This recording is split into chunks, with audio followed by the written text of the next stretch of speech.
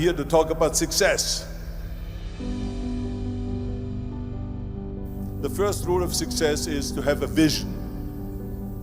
You see, if you don't have a vision of where you go, and if you don't have a goal where you go, you drift around and you never end up anywhere. I mean, as you know, I was born in 1947 in Austria after the Second World War. So I was very fortunate that I stumbled onto my vision. And I didn't really like Austria when I grew up. I couldn't wait to get out of there. I couldn't see myself becoming a farmer or a worker in a factory or anything like that. Even though my parents wanted me to stay there and have a normal life. But that was their vision, not mine. My vision was totally different. I felt that I was born for something special, for something unique, for something big. Then one day I went to school. I remember I was 11 years old, and they showed a documentary about America.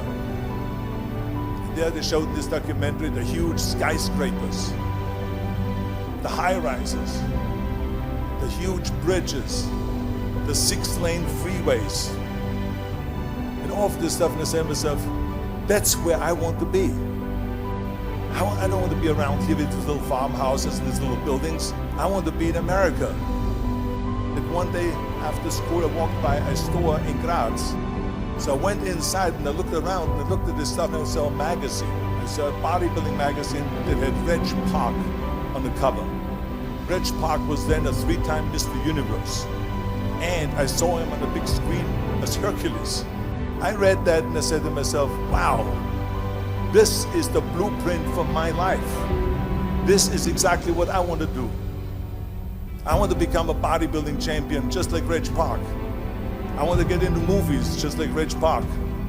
And I want to make millions of dollars and be rich and famous just like Reg Park.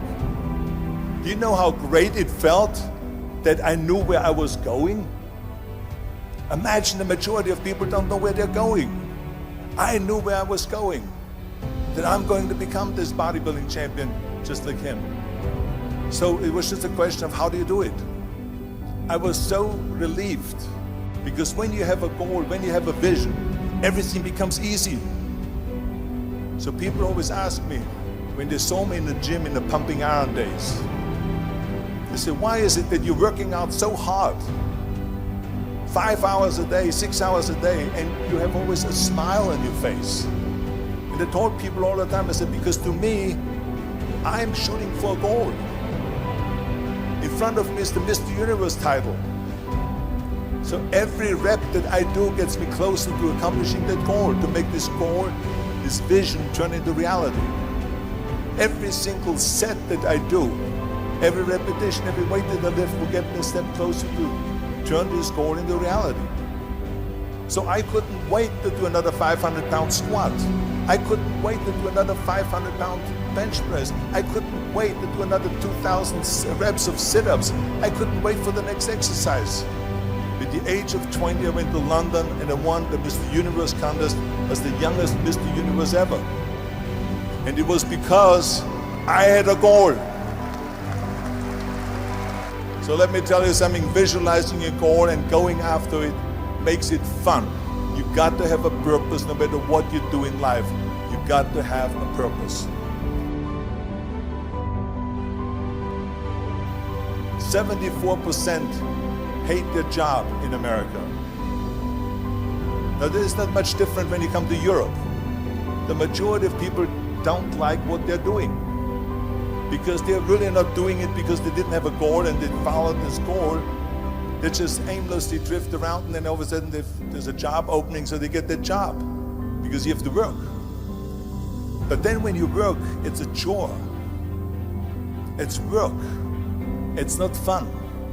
So if you think about, only a quarter of the people really enjoy what they're doing in life. That is unbelievable if you think about it. So I felt so blessed that I knew what I was doing. It's like a medical student that studies and knows he wants to become a doctor. You know where to go. And the same thing is also in politics. I remember that in politics, I had a very clear vision that I will be the leader of California.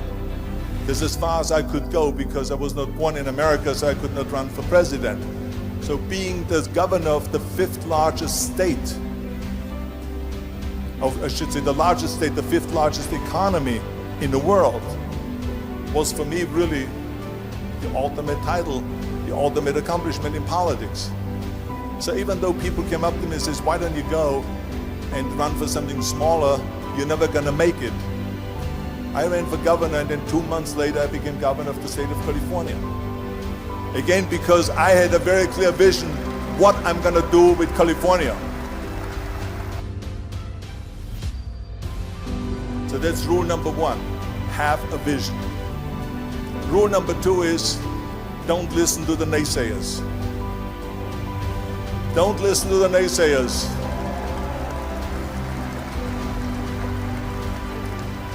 Everything I ever did, the thing that I heard out of people's mouth was, that's impossible. That can't be done. Or no. That is exactly what I heard, and of course I proved to the people that it can't be done. So whenever someone said to me, it can't be done, I heard it can be done. When they said no, I heard yes. And when they said it's impossible, I heard it is possible. I'm a strong believer of what Nelson Mandela said, that everything is always impossible until someone does it. Well, I'm gonna be the one, I said to myself, I'm gonna do it and I'm gonna show it to them. Maybe it has never been done before. That's perfectly fine with me. But I'm gonna do it. And I did not listen to the naysayers. It's all about the hard work that you put in. I said to myself, in bodybuilding I worked out 5-6 hours a day. I'm gonna do the same thing now for acting. And of course I went to college to study English. I studied the accent removal, acting classes, and all of this stuff, all day long. I worked and I worked and I worked. And within a short period of time, I made one movie called Hercules in New York, which of course went right into the toilet. But it didn't discourage me. I still had the same vision. And then all of a sudden I did Streets of San Francisco. I did Stay Hungry and Pumping Iron and The Villain.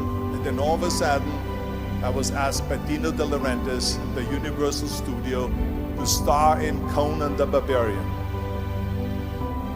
And after I did Conan the Barbarian, the director at the press conference said to the press, the director was John Milius, he said to the press, if we wouldn't have had Arnold, we would have had to build one. So think about that.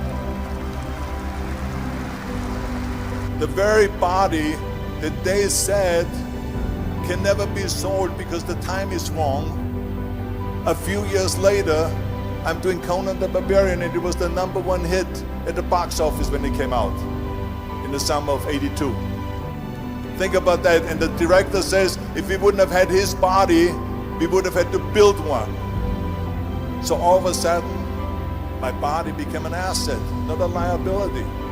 And the same thing was with Terminator. After we were finished filming Terminator, Jim Cameron said to the press, if Arnold wouldn't have had that accent and talked like a machine, I think the movie wouldn't have worked. So think about that. The body and the accent that they attacked was an asset. But I didn't listen to those losers. I didn't listen to them at all.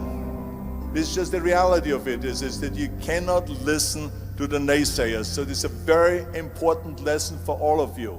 So when someone says, no, this is a stupid idea, you in your mind, you don't have to say it, but in your mind just say this, fuck you, you're an asshole. What do you know?